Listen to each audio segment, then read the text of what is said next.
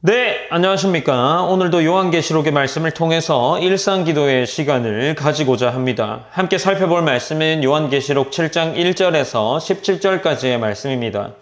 우리가 지금까지 들었던 요한계시록 말씀을 정리해보면 보좌에 앉으신 이의 오른손에 들린 두루마리를 어린 양이 받았습니다. 그리고 6장에서 어린 양은 두루마리의 7인을 하나씩 떼었고 6장에서까지 총 6개의 봉인이 떼어졌습니다.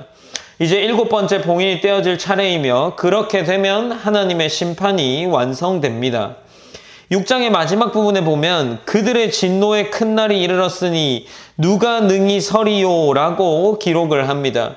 그러니까 지금 이 6번째 봉인이 떼어지는 동안 이 벌어지는 심판을 누가 견딜 수 있냐라는 질문으로 마무리가 됩니다. 이제 7장은 7번째 봉인에 대한 내용이 등장하기 전에 6번째 봉인이 하나하나 떨어질 때마다 떼어질 때마다 일어났던 환난 중에서 어린 양을 따르던 사람들에게 어떤 일이 있었는지를 기록하고 있는 것으로 생각할 수 있습니다. 앞서 5번째 봉인이 떼어질 때에 요한은 순교자들의 모습을 보았죠. 7장의 내용은 그들을 포함한 신실한 성도들이 하나님의 심판 가운데에서 어떤 상태였는지를 보여주는 본문이라고 할 수 있습니다. 1세기 그리스도인들의 입장에서 환난을 생각해보면 극심한 환난 가운데에 빨리 마지막이 오기를 기대하고 원했을지도 모르겠습니다. 그러니 독자들의 입장에서는 이제 6번째 봉인이 떼어지고 이제 7번째 봉인이 떼어질 것이라는 그러한 내용을 기대하고 있었을지도 모르겠지만 요한은 갑작스럽게 7번째 봉인을 떼어지는 그 내용을 기록하지 않고 성도들의 모습들을 기록하는 것으로 7장을 기록하고 있습니다.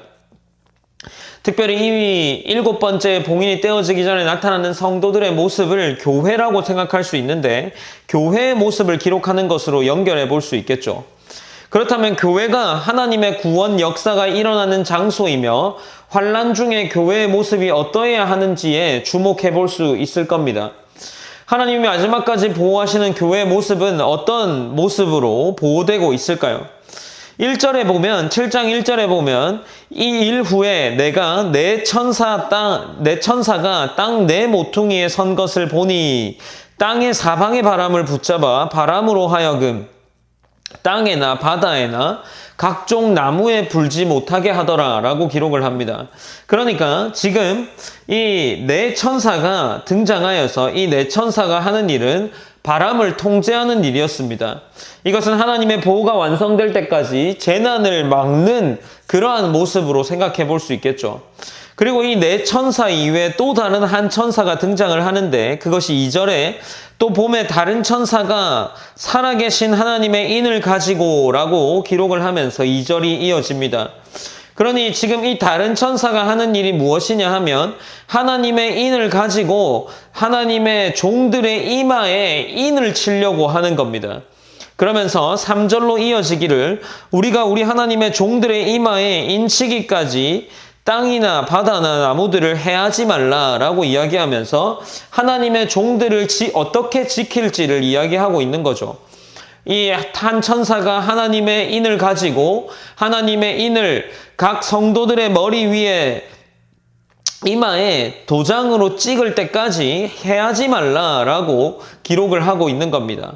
그리고 이 다른 천사가 하는 말을 계속 이어지는데 내가 인침을 받은 자의 숫자를 들으니 이스라엘 자손의 각 지파 중에서 인침을 받은 자들이 14만 4천이다 라고 기록을 하고 있는 거죠. 우리가 14만 4천이라는 숫자는 익히 들어왔습니다.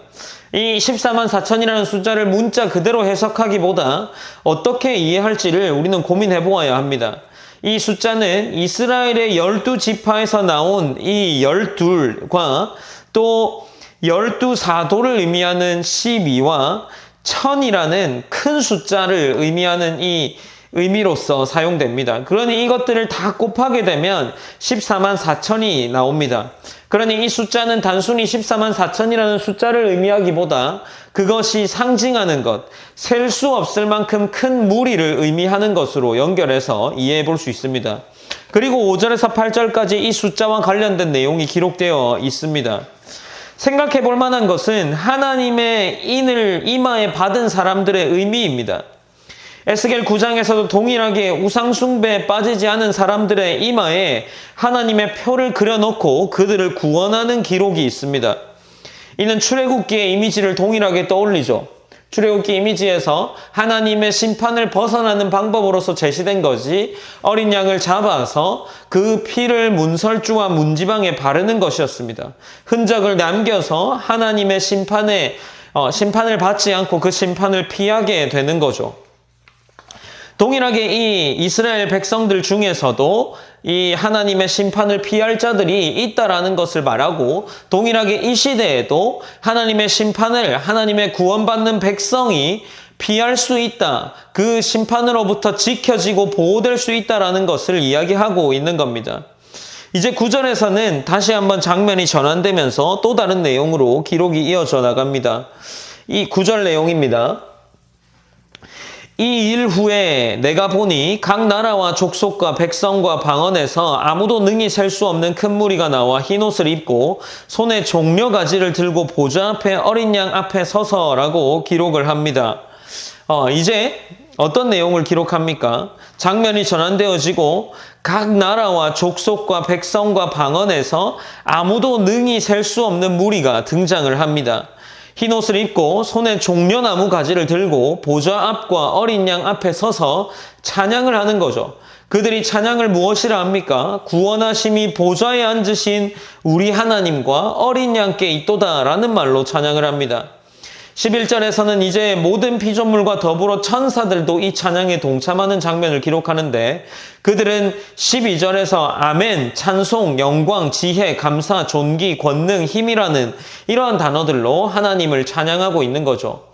이제 요한은 앞서 기록된 이러한 모습들 속에서 계속해서 등장하는 한 사람들을 기록하며 나아가는데, 그들 가운데에 보면 9절에 보면 그들 무리를 표현하면서 흰옷을 입고 손에 종려나무 가지를 들고 보좌 앞과 어린 양 앞에 서서라고 기록을 하는 이들이 누구인지를 이야기하고 있습니다. 특별히 이제 11절에 보면 모든 천사가, 모든 장로 이렇게 찬양이 이어지고, 이후에 13절에 보면 장로 중 하나가 나와서 나에게 이르되 요한에게 말을 하는 거죠. 이 흰옷 입은 자들이 누구냐라고 묻습니다. 그리고 이 흰옷 입은 자들이 누구인지에 대답하는 것이 14절입니다. 14절에서는 이 흰옷 입은 자들을 누구라고 표현하고 있는지를 알 수 있게 되는데, 이들은 큰 환란에서 나오는 자들이었습니다. 그리고 이들이 입고 있는 옷이 왜 희게 되었는지를 이야기하는데, 그 희게 된 이유가 14절에 기록되어 있는데, 어린 양의 피에 그 옷을 씻어 희게 하였느니라 라고 기록을 하는 거죠. 그러니까 이제 이들은 예수의 죽음으로 말미암아 이 죽음으로 나온 피를 가지고 옷을 씻었고, 이 옷을 씻으니 희게 된 것이다 라고 이야기를 하는 겁니다. 피에 씻어서 옷이 희게 될 수 있습니까? 이것은 피가 생명을 가졌고 죄를 속할 수 있는 힘이 있었다는 것을 보여주고 있는 거죠. 그러니 그 피에 옷을 씻은 것은 어린 양이 흘리신 피가 곧 죄를 사할 수 있는 죄를 사할 수 있는 의미를 가지고 있다, 죄를 사할 수 있는 능력이 있다라는 것을 이야기하는 겁니다. 그래서 이 흰옷을 입은 자들이 구원을 받게 됩니다. 이 흰옷을 입은 자들은 보좌 앞에 있었고, 하나님의 성전에서 하나님을 밤낮으로 섬기는 자들로 표현되어지고 있습니다. 하나님은 그들 위에 장막을 덮으셨고, 출애굽기에서의 장막과 연결해 보면 하나님의 장막은 임재라는 의미를 가지고 있기 때문에 그들은 흰옷을 입고 이 종려나무 가지를 가지고 하나님의 보좌 앞에서 하나님의 임재를 가장 가까이서 누리는 자들이라고 할 수 있습니다. 이제 하나님은, 이 본문은 16절로 이어지고, 16절에서는 그리스도를 의미하는 구절로 그리스도가 그들에게 어떤 은혜를 주는 의미로 연결되는지를 보여주고 있습니다. 16절은 다시는 줄이지도 아니하며 목마르지도 아니하고 해나 아무 뜨거운 기운에도 상하지 아니할 것이다 라고 이야기하고 17절에서는 다시금 이는 보좌 가운데 계신 어린 양이 그들의 목자가 되사 생명수 샘으로 인도하시고 하나님께서 그들의 눈에서 모든 눈물을 씻어줄 것임이라 라고 이야기를 이어나가고 있습니다. 어떻습니까?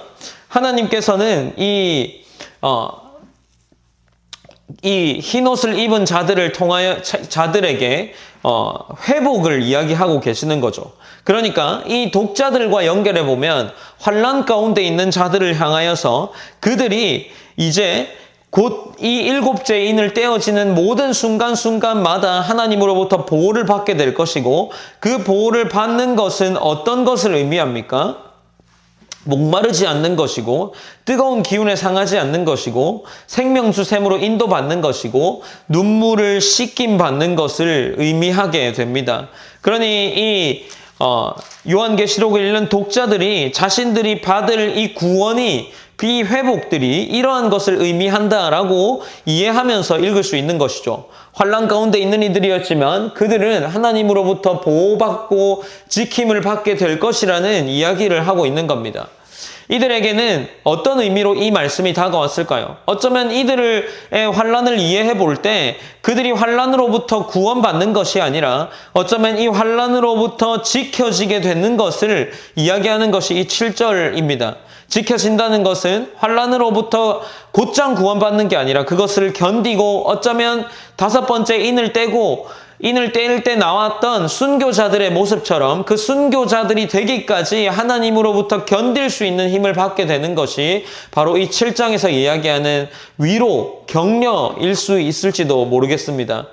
우리는 이 본문을 통하여서 어떤 것들을 기억할 수 있을까요? 첫 번째로는 우리가 받을 위로인 우리도 또한 받게 될 위로인 목마르지 않는 것, 뜨거운 기운에 상하지 않는 것, 생명수 샘으로 인도받는 것, 눈물을 씻어주실 것을 기억하는 것이 바로 우리가 받을 위로이지 않겠습니까? 우리가 함께 기도할 때에 내가 이러한 위로를 매일의 삶 속에서 경험할 수 있기를 기도했으면 좋겠습니다. 그리고 두 번째로는 성도를 보호하시는 하나님을 믿으며 내 삶에서 담대히 예배와 제자의 길을 선택할 수 있기를 기도했으면 좋겠습니다. 오늘 7장의 말씀을 통해서 이 계시록을 통해 우리가 오늘 하루를 살아갈 때 우리가 받을 위로인 이 위로를 풍성히 누리고 그 위로로 말미암아 보호하시는 하나님을 알고 내 삶에서 담대히 예배의 자리와 제자의 길을 선택하며 지키며 나아갈 수 있는 귀한 성도가 될 수 있기 원합니다. 라고 기도하셨으면 좋겠습니다. 제가 기도함으로 오늘 일상 기도회를 마무리하겠습니다. 사랑의 하나님 감사합니다. 하나님 오늘도 요한계시록의 말씀을 계속해서 이어 살펴보고 있습니다. 특별히 7장의 내용을 살펴보았고 7번째 인을 떼기 전에 이 땅의 성도들이 어떻게 보호받는지에 대한 말씀을 함께 나누었습니다.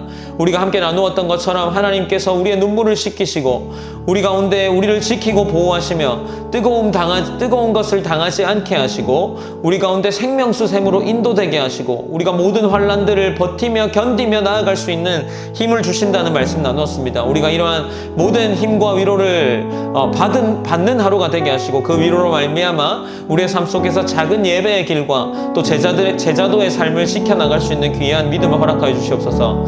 모든 영광 하나님께 올려드리며 살아계신 예수님의 이름으로 기도드립니다. 아멘.